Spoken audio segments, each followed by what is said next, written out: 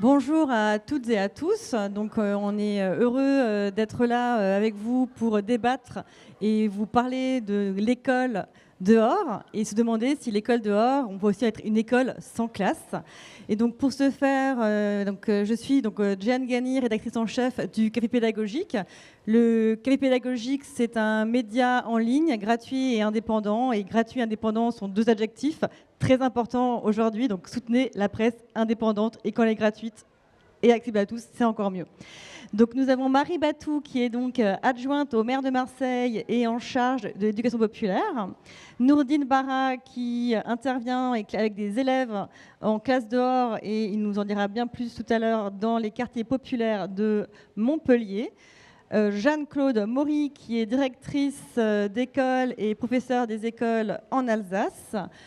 Chloé Besson, qui est coordonnatrice REP plus d'éducation prioritaire à Bagnolet, dans l'Est parisien, et Étienne Busbar, qui est administrateur national de la Ligue de l'enseignement et membre de la Fabrique des communs. Il a tellement de choses à son actif que je ne vais pas tout résumer.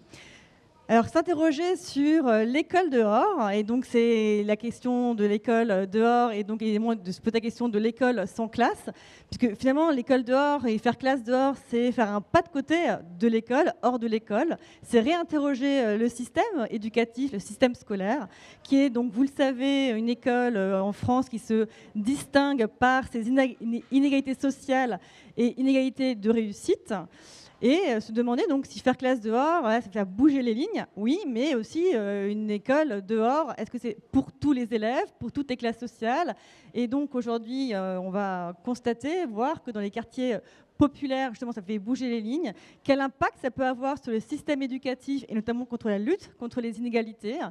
Et donc ma première question va s'adresser à Chloé Besson, puisque donc, Chloé Besson va devoir nous quitter un peu plus tôt. Donc voilà, je privilégie sa parole pour qu'elle ait le temps de parler aujourd'hui.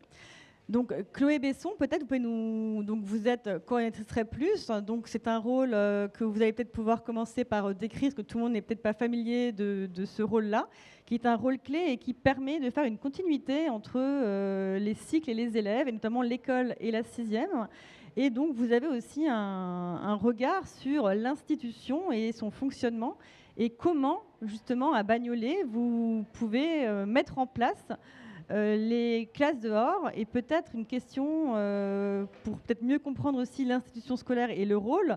Quels sont d'éventuels leviers ou freins que vous pouvez constater en voulant mettre en place donc, ces nouvelles classes dehors à Bagnolet? Bonjour à tous. Alors, il y a beaucoup de questions. Je vais commencer par la première que j'ai mémorisée. Je vais vous présenter donc ma fonction, qui est de coordonner un réseau d'éducation prioritaire. Alors, précisément, il y en a deux sur Bagnolet. C'est-à-dire qu'on a un collège qui est tête de réseau et des écoles maternelles et élémentaires. Et donc, moi, mon rôle consiste à créer du lien et construire une continuité pédagogique pour les élèves entre le premier degré et le second degré, le collège. Je travaille aussi en lien avec les partenaires, puisque l'élève, il est élève sur son temps de classe, mais il est enfant sur tout le reste de sa ville, enfant de son quartier. Et donc, on va créer du lien entre l'éducation nationale et les partenaires qui sont autour de ces enfants. Alors, justement, en tant que coordonnatrice réseau, je travaille à Bagnolet, j'ai la chance de travailler avec plein de partenaires et j'ai été contactée par un tiers-lieu qui s'est installé à Bagnolet dans une ancienne usine d'enceintes qui s'appelle Le Sample, qui est devenu un tiers-lieu avec une programmation culturelle, artistique, des résidents.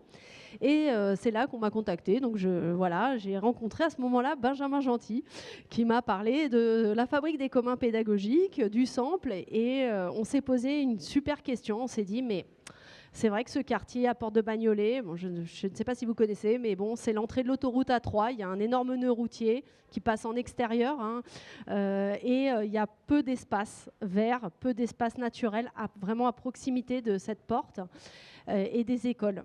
Et donc on s'est dit, mais est-ce qu'on pourrait imaginer une classe dehors, dans le jardin d'un tiers-lieu ? Et donc le projet, ça a commencé comme ça. Et donc l'année dernière, une classe est venue toute l'année dans le jardin de ce tiers-lieu faire classe dehors. Et cette année, il y a 4 classes de 2 écoles maintenant qui viennent faire classe dehors dans ce jardin du tiers-lieu. Voilà, donc ça c'est un petit peu l'histoire qui s'est passée sur Bagnolet. À côté de ça, on a aussi participé avec, aujourd'hui je suis venue en délégation, je ne suis pas venue toute seule, et notre délégation du 93, on est venu avec le chargé de mission EDD et une conseillère pédagogique.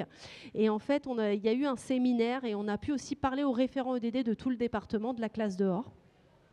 Voilà, donc ça c'est plusieurs aspects voilà, pour faire infuser cette idée de classe dehors et raconter ce que c'est.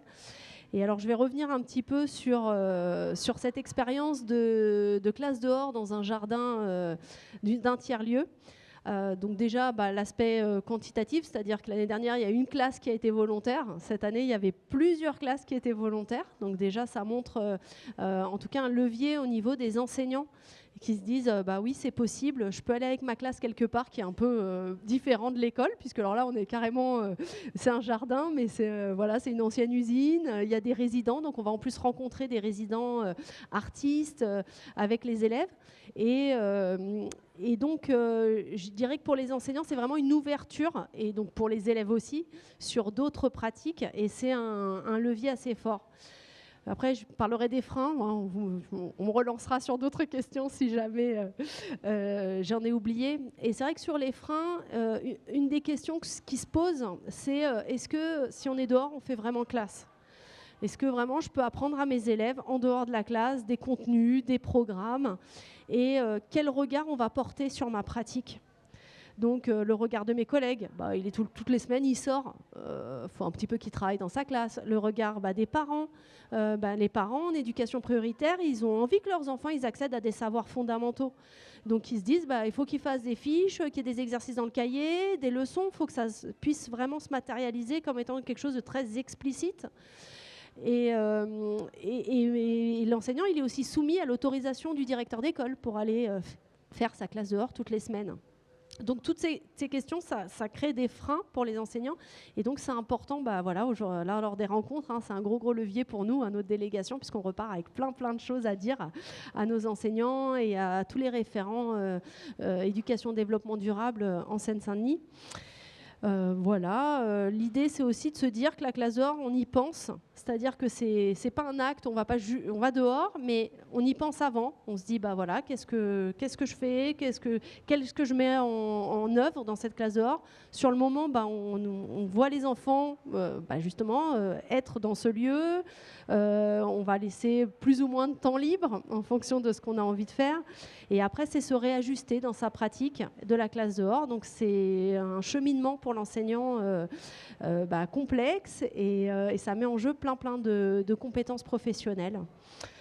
Voilà un petit peu ce que j'avais envie de dire par rapport à tout ça. Est-ce que vous voulez que je complète ? On aura sûrement l'occasion de vous faire compléter tout à l'heure. Merci, okay. Merci beaucoup. Je me tourne donc vers Jeanne-Claude Maury, qui pratique ses classes dehors avec ses élèves de maternelle en Alsace.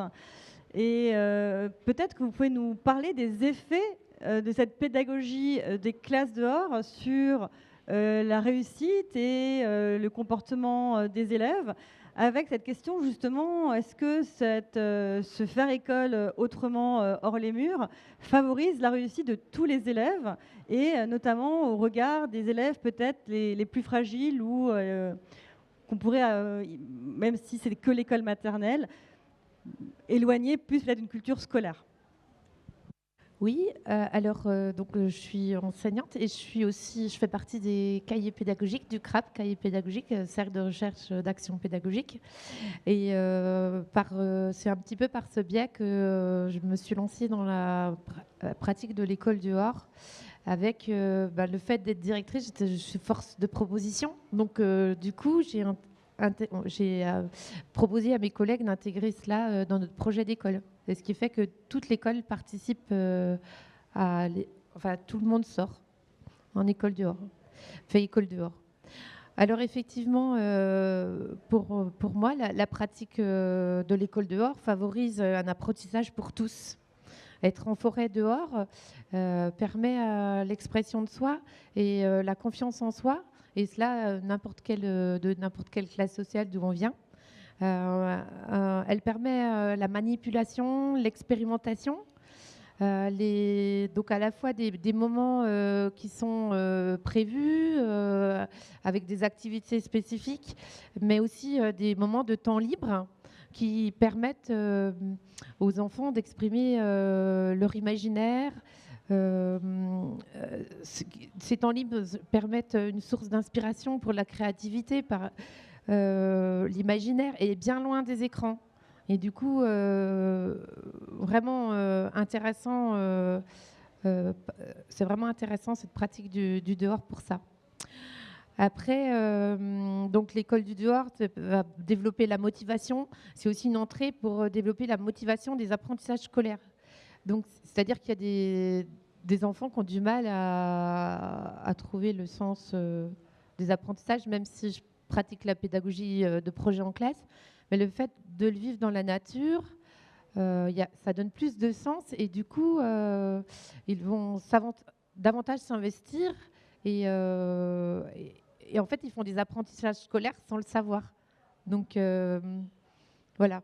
Donc, c'est vraiment des apprentissages scolaires qui sont enfin, c'est des choses qu'on fait, des activités qui sont utiles. Donc, et par ce biais, ils apprennent. Du coup, voilà. Donc, je disais que ça donne du sens aux apprentissages. Et aussi, mes observations, c'est qu'effectivement, les enfants qui sont en difficulté de comportement dans la classe, dans les murs, ils vont pouvoir s'exprimer, se lâcher un petit peu, comme disait lui hier, lâcher les fauves, voilà, de pouvoir s'exprimer et après pouvoir avoir une meilleure concentration, trouver aussi leur place dans le groupe. Et dans cette mesure, je trouve que l'école dehors, enfin, d'après mes observations, favorise la socialisation, mais aussi le développement du langage, qui est un petit peu pauvre dans les classes défavorisées. Et du coup, le fait qu'ils sont obligés de verbaliser ce qu'ils font, voilà, et du coup, ça les oblige à parler et à s'exprimer et à progresser, du coup, parce qu'ils ont besoin de lexique. Donc, on apporte tout ça par la classe dehors, encore plus de façon naturelle. Donc, pour moi, faire classe dehors, ça permet d'être encore plus à l'écoute des besoins de mes élèves. Et c'est une belle entrée pour initier les enfants de toutes les classes sociales à la culture, à la culture scolaire. Mine de rien, on les engage avec des choses qui leur parlent. Et voilà. Donc, permet l'accès à la culture scolaire, quelle que soit l'origine sociale. Et dans cette mesure, oui, alors pour ma petite conclusion, ce sera en effet la classe dehors favorise voilà, l'apprentissage des élèves issus de toutes les classes sociales vers une pédagogie universelle.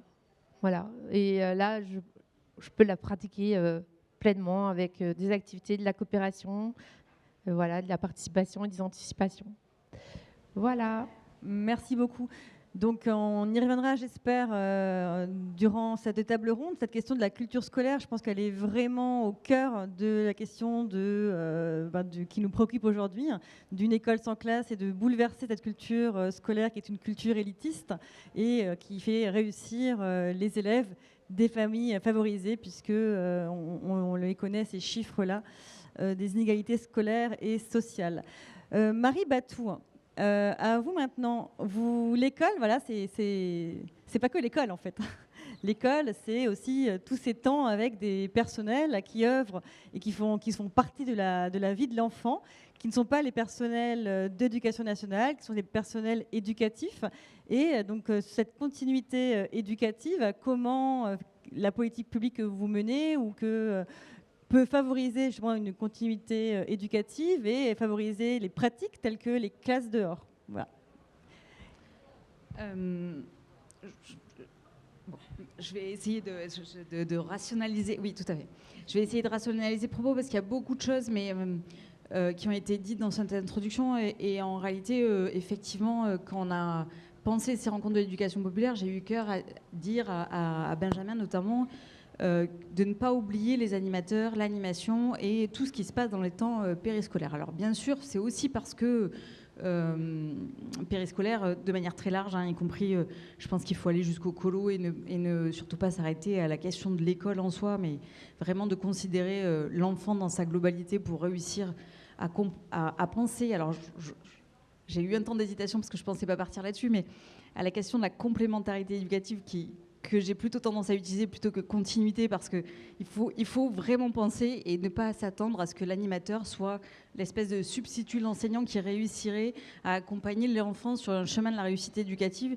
Il faut au contraire le penser, à mon sens, mais c'est tout à construire et les outils ne sont pas tout à fait là non plus, comme un élément, un maillon de la chaîne de l'enfant pour permettre, et bien finalement, un peu ce que vous disiez juste sur la question de la classe dehors, c'est-à-dire permettre à l'enfant de trouver sa place dans le groupe, sa place dans l'écosystème éducatif et de le contribuer à ce qu'il finalement il trouve une certaine légitimité, un sens aux apprentissages. Je pense que ce terme était extrêmement important à remettre au cœur du débat. Alors, qu'est-ce qu'on a fait ? Qu'est-ce qu'on a essayé de faire ? Le chemin est en train de se construire en même temps que nous marchons, mais on a beaucoup travaillé à la DSDEN, notamment sur un projet qui s'appelle Les Temps de l'enfant, et qui a vocation à... Le titre est ronflant, mais à impulser une communauté éducative. C'est vraiment de penser effectivement l'ensemble des temps de l'enfant comme un élément de son apprentissage et faire en sorte, bien finalement, que le projet pédagogique des enseignants et le projet éducatif du territoire, des animateurs, puissent se fédérer pour aboutir à un projet commun. Et forcément, l'animateur et les animatrices ont quand même une pratique du dehors, parce que le centre aéré qui se fait encore dans l'école, c'est quand même un certain cadre qui est contraignant et qui nécessite d'apprendre à sortir de ça. Alors, vous n'êtes pas Marseillais et Marseillaise, mais il y en a sûrement dans la salle. Cette ville est quand même compliquée parce qu'il est très difficile d'avoir des transports en commun. Et donc le sortir est aussi de se retrouver tout de suite dans l'asphalte, dans des atmosphères très dures, où il fait très chaud et où finalement on trouve assez peu d'espace. Donc la question des colos est aussi, de fait, un élément central pour arriver à traiter aussi ce dehors. Une des premières choses qu'on m'a dit en tant qu'un animateur de la ville, un fonctionnaire, m'a dit quand j'ai pris mes fonctions, c'est qu'on a un site d'éducation à l'environnement qui est au début du parc naturel des Calanques. Donc on reçoit des classes, des animateurs interviennent dans la classe, puis après ils font venir l'école dans le lieu. Il y a tout un parcours qui est choisi, co-construit avec les enseignants. Et à la fin, il y a une promenade qui est initiée par notamment des brigades du parc naturel des Calanques ou des animateurs spécialisés sur la randonnée. Et ils racontent quand même l'extrême crainte des enfants à s'asseoir sur de l'herbe. Ils préfèrent choisir le bitume pour s'asseoir, l'herbe semblant sale avec de la terre, etc. Donc on a forcément un rapport au vivant, au sensible, à recréer, à retisser dans des villes comme la nôtre. Et effectivement, ça ne passe pas sans réinsérer des parcs et des espaces verts, ça c'est certain. Donc on travaille beaucoup sur ces sujets-là, de rue des enfants, de végétalisation, de désimperméabilisation des cours d'école. Mais il faut comprendre que l'animateur peut être un maillon. Et juste, je vais m'arrêter sur 2 exemples, si j'ai encore je ne sais pas très bien combien j'ai de temps, donc je peux parler encore longtemps. On a 2 exemples qui sont assez intéressants à regarder. Il y a un terrain d'aventure qui se fait dans une cité à la Castellane, qui est totalement hors temps scolaire, ça se fait plutôt dans les vacances. C'est les CMA et un groupe d'associations à la fois d'habitants, d'anthropologues et vous avez dû les croiser ces jours-ci parce qu'ils ont été très investis dans les rencontres de la classe dehors. Et une association de parents, de femmes locales et une association qui travaille plutôt sur les pratiques artistiques et qui intervient à la fois dans le temps scolaire avec les enfants, les enseignants, et qui revient pendant les vacances, du coup, ne travailler qu'avec les enfants. Et souvent, ce qu'elle raconte, Émilie Petit, que vous avez peut-être croisé, c'est que cette capacité qu'elle a, elle, à faire le lien entre ce temps hors scolaire et ce temps scolaire, et bien sûr, certains enfants qui ont ils se trouvent déplacés un petit peu dans leur attitude et dans leur rapport au groupe et à l'enseignant qu'ils peuvent avoir. Parce qu'en fait, le regard qu'on peut poser un animateur qui n'a pas tout à fait l'aptitude des postures que peut avoir assumé l'enfant parce qu'il se sent en difficulté, parce qu'il se sent exclu, parce qu'il ne se sent pas adapté, il va avoir de fait un œil différent et peut-être qu'il va y trouver aussi des moyens d'accompagnement un peu différents. Et ça, c'est un assez bel exemple, je crois, qu'on peut tisser entre ce lien du temps scolaire et du temps périscolaire. Merci, merci Marie Batou. On aura sûrement l'occasion de compléter ce premier propos. Donc, la question de l'école, donc à l'école, les différents temps, les différents acteurs, vous avez évoqué la complémentarité des acteurs et des temps. Avec Nourdine Barra, on va pouvoir compléter ce propos. Donc, Nourdine Barra, vous intervenez avec des élèves, des enfants dehors. Vous intervenez aussi dehors de l'école, puisque vous n'êtes pas un acteur de l'éducation nationale. Donc, votre regard sera également intéressant pour compléter les propos de l'éducation nationale, de la ville. Comment vous travaillez avec les élèves? Quels effets, peut-être, en première question, vous pouvez observer de cette pratique pédagogique? Et je garde la deuxième question pour tout à l'heure. Alors, merci. Oui, je viens de Montpellier. Je suis issu d'un quartier populaire dans lequel je vis encore, qui s'appelle La Paillade, un grand quartier de 26 000 habitants, où tous les voyants sont au rouge.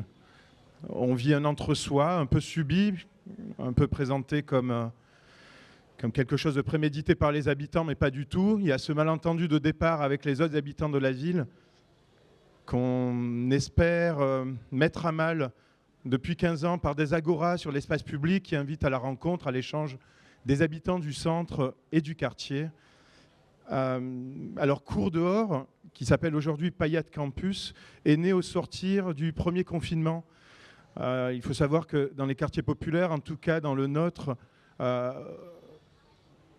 au méfait du confinement, s'était ajoutée une fracture du numérique, ce qui a coupé plus encore les enfants de l'école, avec des effets plutôt dont je découvrais par la fréquentation de profs que aussi courts puissent paraître ces coupures, elles peuvent être définitivement préjudiciables dans la scolarité d'un enfant. Or, dans le quartier, c'était aggravé, je le redis, par des conditions propres à ce quartier qui le permettaient. Et il s'agissait alors, et puis un quartier où la fracture, la démobilisation scolaire, le décrochage scolaire est plus important encore, et les enfants sujets à davantage le subir qu'ailleurs dans la ville, il faut dire. Et ce qui s'est passé, je pense, ce qu'a produit ces confinements et cette mise à mal d'un désir d'accomplissement chez les enfants, c'est un avenir un petit peu hypothéqué. Et un avenir vis-à-vis duquel, en tout cas, je vais parler encore des quartiers populaires et des mômes qui y grandissent, un avenir qui est souvent déjà difficile à imaginer, sur lequel projeter ses meilleurs espoirs quand on manque autour de soi de précédents joyeux qui racontent autour de soi, oui, une réussite scolaire. Voilà. C'est tout ce qui fait la fragilité des élèves dans les quartiers populaires et la nécessité de plus d'attention encore. Voilà. Donc, le confinement s'arrête. Une mise à mal d'une projection dans l'avenir opère chez les enfants qui découvrent un extérieur, un monde des adultes qui a été pris de panique, qui n'a plus la fonction de repère. Et puis l'école a repris, sans s'inquiéter de comment réengager les enfants dans cette projection nécessaire qui est ce qu'il faut d'espoir pour soutenir une scolarité, un effort à fournir à l'école. Et je trouvais trop facile de reprendre l'école sans renseigner les enfants sur un dehors qui avait repris. Et voilà pourquoi on a organisé et comment on a organisé les premiers cours dehors qui envisageaient d'amener des enfants sur des parcours à thème sur lesquels les attendaient à chaque fois 5 intervenants faisant écho au sujet du jour. On parlait par exemple de presse avec 5 journalistes volontairement répartis à des endroits du quartier très anodins, un banc public. Puis plus tard, nous attendait près d'un arbre un autre journaliste. Et puis plus loin encore, à un arrêt de bus, sur un banc public, encore un invité. Et les thèmes, on les a multipliés, diversifiés. On a parlé de santé, de sport, d'entrepreneuriat, avec toujours ce même principe d'une sorte de chemin comme ça, un peu initiatique, où nous attendaient au coin de la rue des gens qui étaient témoins de cette vie qu'avait repris et chargés vis-à-vis d'elle de cette vie d'un engagement total. Et il fallait ça, cet enthousiasme-là, communiquer d'urgence à des enfants. Voilà, moi je ne viens pas de l'enseignement, je ne m'intéresse qu'aux effets de ces rencontres sur des enfants. Je dirais encore que pour les mômes des quartiers populaires, en tout cas le mien, de la maternelle au collège, soit de leur naissance à leurs 15 ou 16 ans, avant d'aller au lycée dans la ville, eh bien, ils ne vivent que dans un entre-soi. Et ils ne vivent pas la rencontre d'une jeunesse issue du centre-ville, des villages, un peu skater, un peu graffeur, un peu rocker. Et quand ils arrivent au lycée, il y a un pli très pailladin qui a déjà pris, un pli très quartier populaire, qui rend même à 15 ans déjà très tard, si ce n'est trop tard, la possibilité, la faculté de nourrir avec une autre jeunesse une affinité. Et je trouve que tout l'avantage des cours dehors, c'est précipiter cette rencontre, ne pas attendre qu'ils ont 15 ans pour amener à eux cette diversité, mais aussi dans le principe d'un cours dehors qui est de sortir, étendre aussi dans leur esprit la perception d'un chez eux qui ne s'arrête pas aux frontières du quartier. Donc on les amène très régulièrement en ville, avec des chemins qui démarrent dans le quartier et qui, par voie de tram, nous amènent dans le centre-ville. L'idée qu'ils appréhendent et qu'ils améliorent et qu'ils étendent une perception de ce qui fait leur environnement. Voilà. Et donc, j'ai trouvé dans les cours dehors, sans préméditation, sans rien connaître de l'enseignement, sans savoir qu'au même moment, un engouement pour la classe dehors se faisait naturellement, inspiré naturellement et de manière assez évidente, un peu tout le monde. On n'a rien inventé là-dessus. C'est Benjamin qui a été fédérateur de tous ceux qui... et je le remercie. Et je suis très heureux de faire la rencontre de ce corps enseignant qui pense l'école. Ce n'est pas trop mon sujet. Je suis amené, on en parlera peut-être tout à l'heure, je suis amené à rencontrer ce corps enseignant. Et ce n'est pas simple en réalité. J'en parlerai peut-être tout à l'heure. Voilà, merci. Merci beaucoup Nourdine Barra. Donc vous avez dit, pardon, je vais parler des quartiers populaires. Alors je crois que c'est le sujet un peu de la table ronde pour tout le monde, donc on ne va pas s'excuser. Et je crois que justement on veut s'interroger sur les inégalités et cette reposition des inégalités scolaires et sociales dans qui sont le résultat d'un système éducatif. Et on va continuer donc de parler des quartiers populaires, mais pas que, mais en tout cas des enfants qui, selon le mot de Jean-Paul Delahaye, qui est l'ancien numéro 2, qui a été numéro 2, donc d'EGESCO, pendant le ministère Payon, qui a écrit un livre qui s'appelle « L'école n'est pas faite pour les pauvres », que je vous invite à lire. Et ce titre est très cruel. Mais voilà, on dit long pour quelqu'un qui connaît bien le système éducatif, qui a été inspecteur général, qui a été enseignant et qui a travaillé dans les cabinets ministériels. Donc l'école n'est pas faite pour les pauvres, prenons-le comme un constat. Nous avons Étienne Butzbach qui a travaillé beaucoup sur les questions de mixité et qui va nous apporter peut-être un éclairage au prisme de ces inégalités sociales, au prisme de la mixité, pour que cette pratique, en quoi cette pratique des classes dehors peut faire évoluer le système éducatif, le faire respirer, et que ce ne soit pas des pratiques qui soient réservées aux bobos, qui puissent faire réussir tous les enfants, et particulièrement les enfants des classes populaires. Oui, merci. Au-delà de la présentation que tu as faite, j'ai aussi été, effectivement, depuis 10 ans, Je suis au titre d'un réseau qu'on avait créé avec le CNESCO de suivi des politiques de mixité sociale dans les établissements scolaires, et j'ai été aussi membre du Comité national d'orientation et d'évaluation des cités éducatives. J'ai été élu 30 ans aussi, et il me semble que dans cette question de l'approche de la classe dehors et de l'éducation dehors, et là je rejoins tout à fait Marie sur la façon dont elle élargit le propos, cette question de la préoccupation d'aller vers les enfants qui ont justement moins accès que d'autres au dehors était une question absolument centrale. Donc ça veut dire que dans nos politiques d'éducation dehors, comment on n'oublie pas de ne pas aller seulement spontanément vers ceux qui n'auraient pas, à la limite, pas besoin de nous pour aller dehors, mais qu'on soit vraiment très préoccupé des enfants, des milieux populaires, enfin, qui n'ont pas forcément cette capacité à pouvoir, cette accessibilité au dehors. Donc ça, c'est un premier élément. Et dans les politiques publiques, on en discutait avec les élus qui sont sur la ville à hauteur d'enfants, comment dans nos politiques publiques, dans nos communes, nos départements, on a aussi des actions focalisées sur ces quartiers. Alors il y a aussi une deuxième raison qui est, et d'ailleurs c'est un paradoxe, parce que quand on parle de la classe dehors, c'est aussi le rapport à la nature et à la biodiversité. Or, on a un problème dans ce pays, c'est que le séparatisme dans ce pays, c'est d'abord, il y a pour moi deux séparatismes dans ce pays. Il y a le séparatisme choisi, qui est le séparatisme des riches, je veux dire, avec tout le problème d'ailleurs du secteur privé au niveau de l'école, etc. Et puis il y a le séparatisme subi, qui est celui notamment de l'assignation à résidence dans les banlieues. J'ai été élu pendant 30 ans, j'ai vu comment on a construit ce qu'on appelle le communautarisme, à force de renvoyer les gens à une assignation identitaire, en leur refusant le fait d'être des citoyens français à part entière.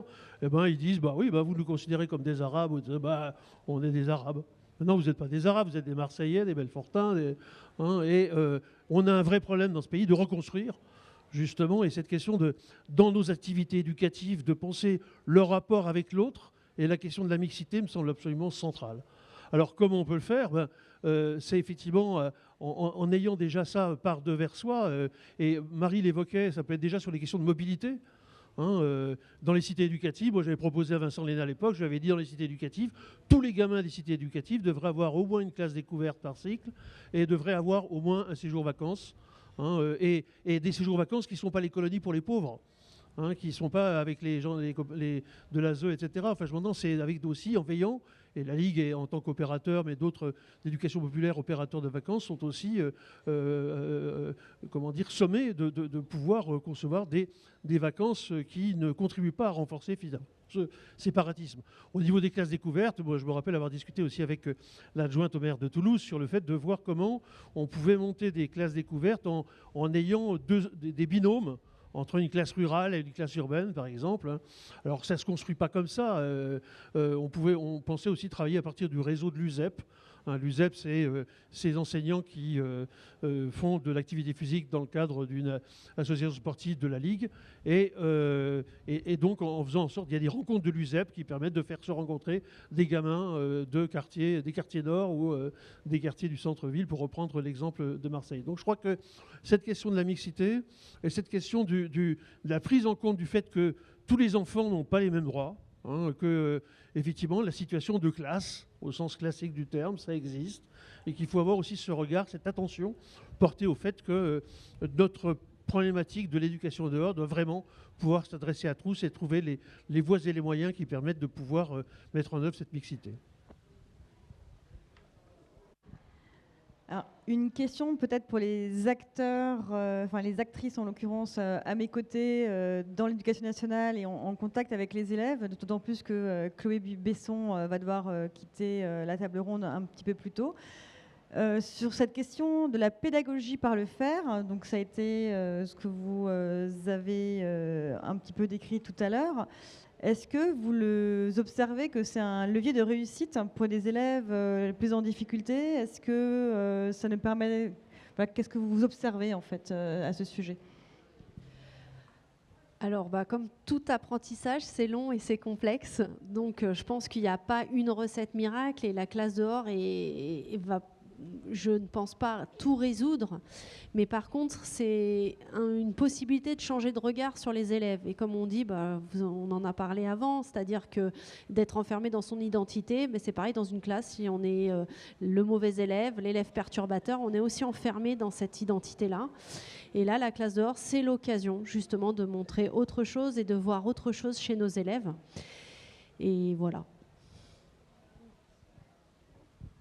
Alors moi, je vais un petit peu compléter ce que tu viens de dire avec la notion de plaisir, voilà, qui est plus présente quand on fait classe dehors. Déjà parce qu'on a déjà moins de règles astreignantes, contraignantes, il y a plus de liberté. Et aussi le fait, comme je disais, de vivre dans la nature, d'apprendre dans la nature. C'est marquant pour les élèves, pour les enfants. À travers cette notion de plaisir, ils vont retenir davantage. Enfin, pour moi, ce que j'observe, c'est que on va faire référence après, une fois de retour en classe. Ils vont faire ah oui, c'est quand on avait voilà. Et après, les notions sont plus notions pédagogiques. Enfin, les apprentissages scolaires sont mieux intégrés en fait. Voilà ce que je retiens. Alors, parce que c'est toujours avec du sens, on le fait avec ça donne du sens aux apprentissages. Oui. Cette question du sens qui est essentielle dans les apprentissages de l'élève et donc dans leur motivation et certainement leur réussite. Le système quand même scolaire français a peu l'occasion de faire manipuler et pratiquer les enfants. Est-ce que justement c'est pas l'occasion de les faire plus sortir, plus bouger, d'appréhender le corps dans l'école ? Est-ce que justement c'est pas aussi une manière de révolutionner notre système éducatif et donc de changer la culture scolaire, qui est une culture aujourd'hui qui est élitiste, avec une hiérarchie des savoirs dits intellectuels et des savoirs dits manuels. Est-ce que vous y voyez là une petite révolution ? Je crois que je m'adresse à vous deux, oui. Alors, une révolution, alors, je pense pas que ça soit... Ouais, on peut dire que c'est une révolution, mais en fait, ça a toujours existé, finalement. L'école dehors, on le faisait un petit peu plus déjà avant. Voilà. Et aussi, je pense que pour moi, ce qui est intéressant, parce que je ne fais pas que l'école dehors, mais c'est la diversité des dispositifs pédagogiques, que ce soit l'école hors les murs, mais aussi dans les murs, et pas de se limiter, essayer de proposer des dispositifs divers et variés, dont l'école dehors. Et je ne revendique pas l'exclusivité de l'école dehors non plus, parce qu'il y a aussi des choses intéressantes qui se passent dans la classe. Oui, donc merci de rappeler la question des équilibres et effectivement que l'école, faire classe dehors n'est pas une nouveauté. Étienne Butzbach, vous voulez moi, je pense qu'effectivement, sans parler de révolution, c'est un changement de paradigme. Je veux dire, et l'intérêt dans l'école dehors, c'est non seulement que ça renouvelle le rapport à la nature, à l'environnement, et ça pose la question de l'anthropocène, mais c'est aussi la question de la forme scolaire traditionnelle et la question du renouvellement des pratiques pédagogiques. Il faudra que Nourdine explique, par exemple, ces pratiques de bac blanc dans la rue, là. Parce que je trouve ça... de bac blanc, tu sais, ouais, parce que c'est, à mon avis, très intéressant. Maintenant, il y a un vrai problème. C'est qu'il ne suffit pas d'avoir de l'injonction à la mixité. C'est que faire ces pédagogies nouvelles, cette approche nouvelle, qu'on soit éducateur, animateur ou enseignant, et gérer la diversité, c'est pas simple. Et que ça veut dire la formation. Ça veut dire la formation initiale, continue, de la formation intercatégorielle, etc. Et je crois que c'est une chose problématique parce qu'on a un vrai problème de la formation des enseignants dans ce pays, mais aussi on a la formation, et Marie le sait bien, en termes de collectivité locale, on a des catégories C, si je puis dire. Alors, ce n'est pas le problème des catégories C. Les ATSEM, par exemple, ont un savoir-faire éducatif. Ce n'est pas le niveau de diplôme qui veut dire... Mais on voit bien que si ce savoir-faire n'est pas outillé quand même un minimum, et s'il n'y a pas cette formation, c'est quand même compliqué. Donc, je voulais insister là-dessus, mais peut-être voir que... je pense pas... alors, je reviens sur les questions des dispositifs pédagogiques nouveaux, et c'est pour ça que je voudrais que Nourdine peut-être dise deux, trois mots sur ce qui fait qu'on avait trouvé très intéressant avec Benjamin, là, ces bacs blancs... populaire là. Alors, c'est très bien, merci Étienne d'avoir parlé de la formation parce que c'était mon point suivant. Donc on va laisser parler Nourdine.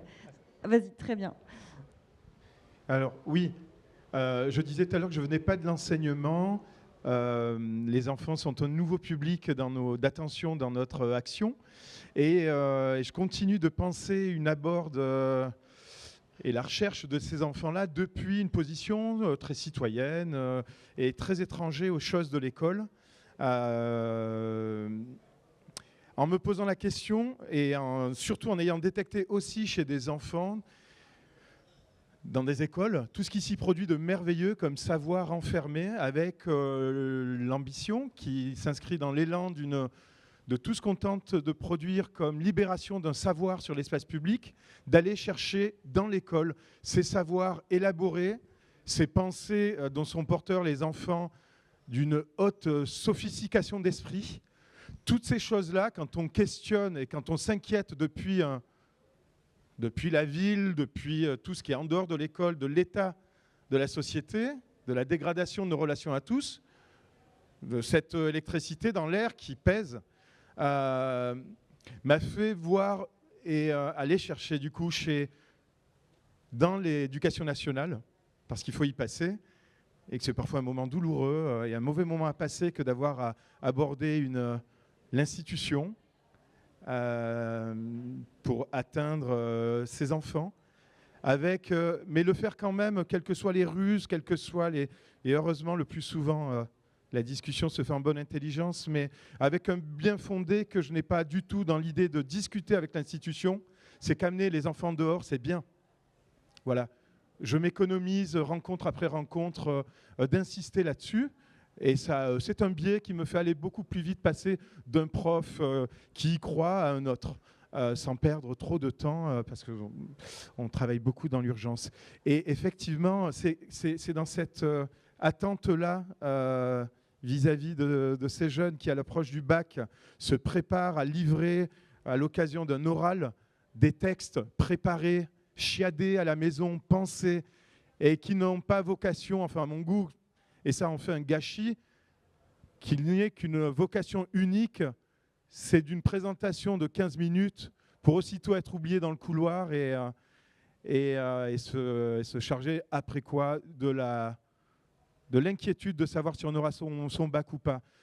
L'idée est de les conduire avant cette démobilisation vis-à-vis d'un texte, d'un sujet, d'un livre, d'aller le livrer à son plus grand moment d'intérêt par l'élève, à savoir quelques semaines avant le bac, qu'il aille sur l'espace public et qu'il nous dise ce texte. Et ça est pensé depuis l'extérieur et depuis mon endroit qui est plutôt culturel, c'est quand même proposer à la ville, à ses passants, à ses habitants, une sorte d'événement très littéraire d'un nouveau genre, qui est vraiment de nature en plus chez ceux qui s'arrêteront écouter ou ceux venus expressément les entendre, qui réconcilie avec des classiques, qui donne envie de lire. Il faut voir le charme que ça a, un ado de 16 ans, 17 ans, qui met du cœur à nous parler de Hugo, de Molière, de Tar, Benjeloul, peu importe. C'est assez fantastique. Et quand on pense à cette somme astronomique de savoir dans les écoles qui ne sont pas employés, déployés, avec un dehors qui a plus besoin des enfants que les enfants en ont besoin. Ou alors on est, si on veut, dans l'échange de bons procédés, mais depuis l'endroit où je pense le rapport à l'école, c'est depuis cet extérieur qui a tellement à gagner à voir ces rues réenchantées par la seule présence des enfants. D'ailleurs, je ne vois rien comme révolution qui produirait aussi, et dans la douceur et dans la culture, aussi efficacement et soudainement ses effets sur le dehors, si ce n'est d'y conduire des enfants, d'offrir ici et là le spectacle de colonies de mômes qui traversent la ville, ici ou là des enfants stationnés qui se racontent quelque chose ou à qui on raconte quelque chose, auquel on laisserait un tout public s'approcher pour écouter. Je ne vois rien qui pourrait... je ne vois rien d'aussi doux, tranquille, qui pourrait de manière aussi radicale changer une société et chasser cette pesanteur sur nous tous qui nous mine. Voilà. Sans compter que les enfants conduits dehors, c'est les conduire à la considération d'un public qui lui offrira écoute, un regard, quelques questions aussi, mais aussi qui accréditera l'importance d'un savoir, puisqu'il aura une autre fonction que celui d'être délivré sur une copie qui sera notée. J'ai rien contre ce système-là, je ne l'ai pas réfléchi, mais donner à que l'enfant ait la sensation d'avoir fait autre chose d'important d'un savoir acquis à l'école, c'est vraiment l'aider à l'enregistrer encore plus profondément en lui, ce savoir. Merci Nordine. Donc on voit là avec la composition de la table ronde la question de la coopération des différents partenaires complémentaires, donc comme l'a dit Marie Batou, donc complémentaires autour de l'enfant qui n'est pas qu'un élève. Étienne l'a évoqué, la question de la formation. Alors une formation pour la classe dehors comme pour toute pratique ou autre qui rentre dans l'école. Est-ce qu'une formation, de quelle formation peuvent bénéficier les animateurs, par exemple, Marie Batou? Qu'est-ce que vous pouvez mettre en place pour ce faire? Et des formations à destination de personnel de la ville comme de l'Éducation nationale, enfin des différents intervenants autour de l'enfant, sont-elles possibles, envisageables, voire réalisées? Merci en tout cas. Au revoir. Oui, alors du coup, ça me permet de reboucler avec le deuxième exemple que j'avais oublié. On a effectivement mis en place, dans le cadre de ce grand projet qu'on a avec l'Éducation nationale, le réseau Canopé a mis en place un tiers-lieu qui offre d'accompagner toute cette mise en place pédagogique par des formations intercatégorielles qui nous permettent, dans l'absolu qu'on y arrive, ça n'empêche pas qu'il faut vraiment penser la formation de manière globale, qui nous permettent, quand on y arrive, d'avoir à la fois du personnel municipal, des animateurs et des enseignants.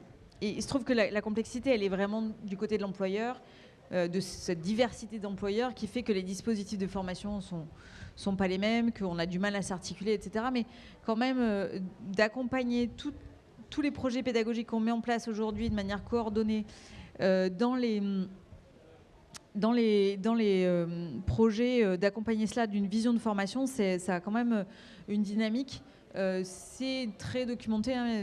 Le tiers-lieu Canopé est en train de collecter de la matière pour après être utile plus largement. Et on espère effectivement que ça puisse faire des émules.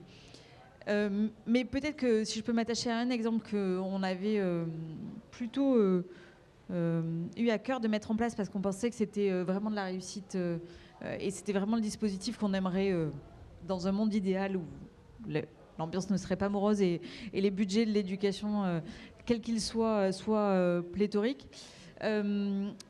Le centre social avait mis en place un animateur qui intervenait pendant le temps scolaire pour accompagner le projet pédagogique, qui était un projet pédagogique mathématique, plus exactement, dans tout son déploiement dans l'école.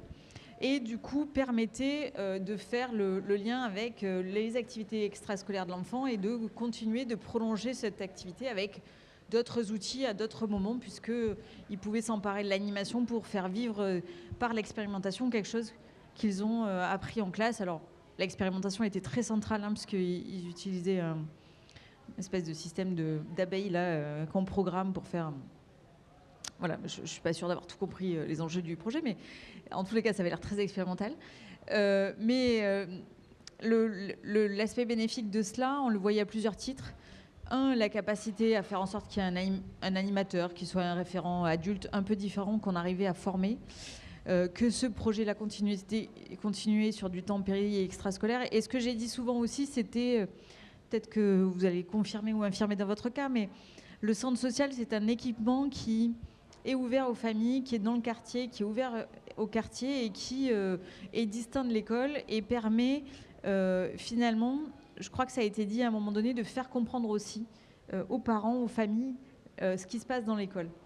Et c'est vrai que dans des familles qui ont eu un rapport avec l'éducation nationale plus ou moins heureux, la question du prisme de la réussite scolaire est parfois elle-même un enjeu complexe, et donc la compréhension des codes, de l'intérêt, des apprentissages, etc.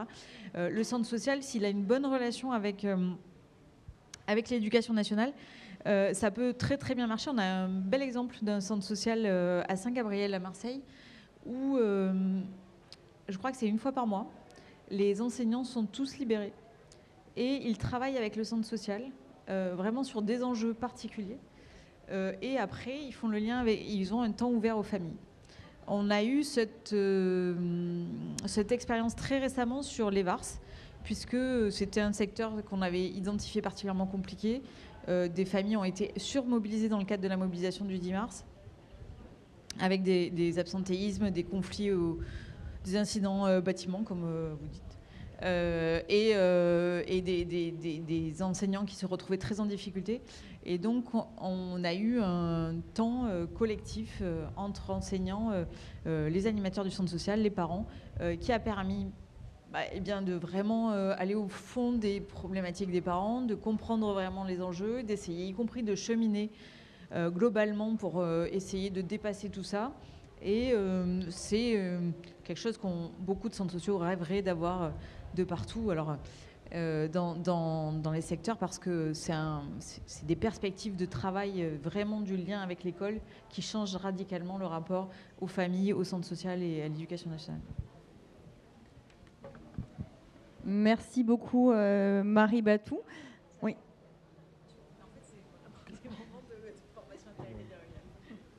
Merci. On a quelques instants. Est-ce qu'on peut vous proposer de poser une question? Vous avez une question avant de passer à un petit temps de conclusion, puisqu'il nous reste quelques minutes. Est-ce que l'une ou l'un d'entre vous souhaiterait poser une question?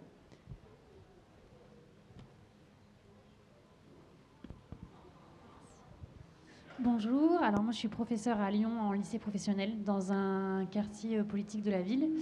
Je me pose la question, moi je fais la classe dehors avec mes élèves depuis cette année, j'expérimente et souvent la moitié de mes élèves ne viennent pas par peur, et je pense que ça me fait penser à votre entre-soi. Il y a comme une illégitimité à sortir parfois de son quartier. Donc je voulais savoir si vous auriez des solutions pour réancrer en fait ces jeunes dans un territoire plus élargi que leur quartier, pour justement les sortir de cet entre-soi subi en fait. Alors peut-être que la question se dirigeait chez moi voisin. En tout cas, moi je peux vous parler de mon expérience justement de partenariat avec le lycée professionnel d'Altkirch. Et justement, alors je ne sais pas dans quelle section, quel type de lycée professionnel, enfin quelle matière, enfin comment? La vente, d'accord. Mais en tout cas, là, donc c'est dans le service accompagnement, enfin, ils sont dans la classe accompagnement à la personne. Donc, c'est aussi ça peut être une réponse de faire un partenariat avec une école pour inciter, parce que du coup, ça fait double effet. À la fois, les jeunes vont sortir en extérieur, ça donne une raison de sortir, et en même temps ils vont avoir un temps avec les enfants de maternelle, et c'est très riche. Voilà, ça peut être une solution. Non, moi, ça montre bien la nécessité le plus tôt possible de créer des habitudes de mobilité, en sachant qu'effectivement là un obstacle, c'est les familles. Un des problèmes qu'on a dans les départs en colo ou les problèmes des classes découvertes, c'est d'où l'importance, on va parler du travail avec les associations d'éducation populaire, c'est que dans le travail au quotidien qui est fait avec les familles, dans les écoles comme dans les accompagnants, ceux qui font les ACM, les accueils collectifs de mineurs, etc., il y a ce travail de conviction pour montrer que oui, envoyer ma fille, je parle des filles parce que c'est en particulier pour les filles des fois un problème qui est posé, mais pas que. Et pour effectivement faire que ces habitudes se prennent dès la plus petite enfance, pour qu'ensuite, au niveau de l'adolescence, les choses se peuvent faire. Après, c'est le problème aussi de l'offre de ce qu'on fait, c'est-à-dire comment vous appuyez sur les ressources, parce que ces gamins, ils ont des ressources. Hein, je veux dire, enfin, on a une vision misérabiliste parfois dans le regard qu'on peut porter sur les quartiers, mais il y a dans le rapport au corps, dans le rapport à l'oralité, toute une série de choses sur lesquelles on peut faire fond. Et quand les gamins, on leur propose un truc qui leur permet d'aller effectivement aller se présenter en centre-ville, etc., quand il y a ce travail qui est fait, à mon avis, c'est que du bonheur. Oui. Nordine Barra. Oui, les enfants dans les quartiers populaires vivent sous l'effet d'une... Alors un entre-soi, ça ne parle pas des forces qui agissent. Et moi, j'ai davantage, en tout cas, je raisonne vis-à-vis d'eux en me souvenant de mon enfance aussi dans le quartier. Je me souviens de cette force invisible jusqu'à ce qu'on vous éveille politiquement sur une force qui agit plutôt de l'extérieur, en réalité. Je nous sens moins dans un entre-soi que contenu dans un quartier. Et la meilleure façon de produire une libération des corps du quartier vers l'extérieur, c'est de provoquer, et je m'attache beaucoup à ça, ce sentiment, une rumeur conduit jusqu'aux élèves, et c'est pas mentir de le dire, qu'ils sont attendus quelque part dehors. C'est à partir de ce sentiment-là qu'on commence à travailler.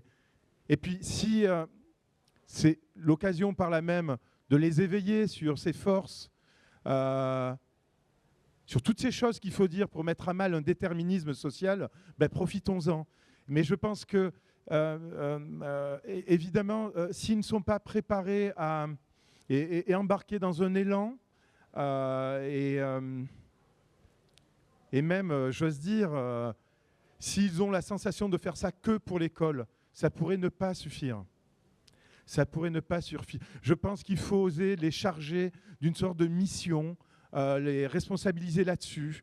Quand on est au lycée, on peut déjà commencer par leur parler de leurs petits frères et de chemins à débroussailler pour leur rendre plus facile à eux ces voies qui conduisent vers l'extérieur. Voilà.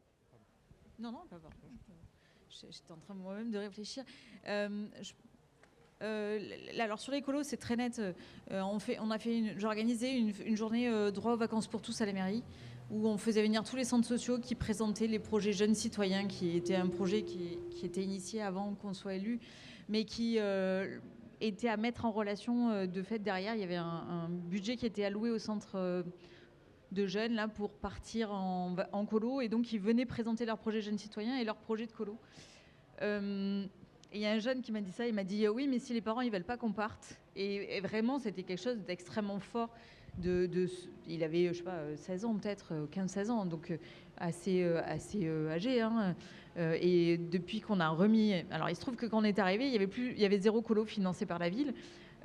Aujourd'hui, on finance 3000 colos. C'est des enfants qui ne partent pas, qui sont en général jamais partis. Les mamans nous disent toute leur inquiétude le jour de J. Elles sont en larmes, mais en même temps, elles me disent ça va me faire du bien à moi aussi, parce qu'effectivement, c'est un apprentissage, la séparation qui est commun. Et en même temps, c'est aussi cet apprentissage de la séparation, de l'autonomie, de l'émancipation qui est centrale.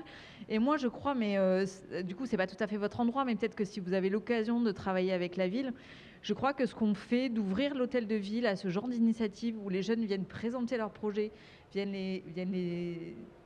trouvent une légitimité à venir à l'hôtel de ville, c'est leur trouver une place. Alors ça semble un peu... en termes de politique publique, ça semble pas stratégique et c'est peut-être pas structurant, mais en réalité, je pense quand même que c'est donner la légitimité. Oui, je suis très mauvaise sur mon micro. Je parle trop, c'est le côté méditerranéen avec les mains. C'est le côté légitimité et place dans la ville qui est central. Et je crois qu'on a un autre projet dont on peut parler aussi, c'est ce travail d'échange inter-école, de quartiers populaires avec d'autres quartiers, parce que... Alors, c'est la prégnance sociale, la question de classe dont parlait tout à l'heure Étienne, elle se sent dans cette ville, ne serait-ce qu'à la manière dont les gens parlent. C'est-à-dire un enfant qui du 15e arrondissement n'a pas les mêmes intonations, les mêmes accents qu'un enfant qui vient du 8e arrondissement. Et donc, on a besoin très très tôt de trouver les moments où ils échangent, ils parlent, et ils apprennent à se connaître et à ne pas travailler cette espèce de crainte sociale qui fait qu'on est stigmatisé et qu'on est après assigné à résidence quelque part avec des formes de l'entre-soi qui se génèrent parce qu'on a peur de l'autre. Et ça, c'est bon. Nous sommes une ville qui connaissons ça de manière dramatique depuis des générations. C'est un vrai projet de le porter, mais je crois vraiment qu'il faut travailler sur l'échange et la rencontre pour le permettre. Parce que les stigmates sociaux, ils sont extrêmement prégnants par la suite. Et vraiment, c'est tout le parcours professionnel derrière qui en découle, etc. et qui est extrêmement important à essayer de déconstruire à votre endroit comme au nôtre. Merci beaucoup. Donc on n'a plus beaucoup de temps, donc on me fait signe depuis tout à l'heure de conclure. Donc je vais être très brève pour conclure cette table ronde. Donc merci beaucoup à vous toutes et tous pour vos interventions et les échanges.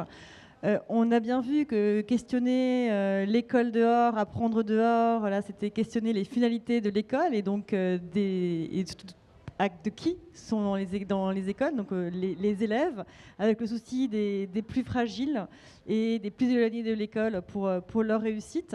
Et la fin de la table ronde, je pense, était très importante, puisqu'elle a aussi rappelé que finalement, on peut casser les murs de l'école, mais que les plus importants sont finalement les murs qui sont dans la tête et les représentations. Et voilà, il y a tout un travail, et là, c'est le long chemin de l'éducation et de combats politiques qui sont menés dans les écoles, au niveau de la mairie et dans les associations. Donc merci à vous toutes et tous. Et Étienne va dire un mot de conclusion alors. Allez Étienne. Non mais je ne résiste pas au fait de dire que finalement le dehors, c'est un impératif catégorique, pédagogique et éducatif contre l'enfermement territorial, l'assignation identitaire et l'enfermement aussi du déterminisme social. Voilà.